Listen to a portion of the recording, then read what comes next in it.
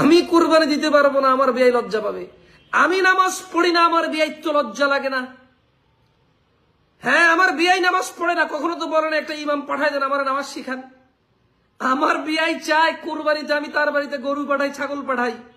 আমার বিয়াই বেনামাজি, একবার তো বলে না আপনার এলাকার একজন ইমাম পাঠায় দেন আমি বেনামাজি, আমার একটু নামাজ শিখাক।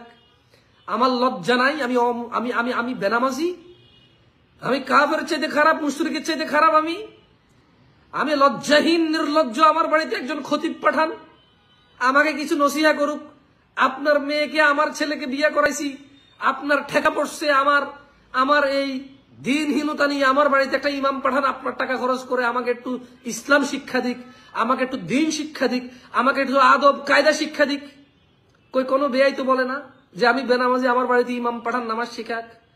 বলে যে সামনে কোরবানি, আমার বাড়িতে খাসি পাঠান, দুম্বা পাঠান, উট পাঠান, গরু পাঠান।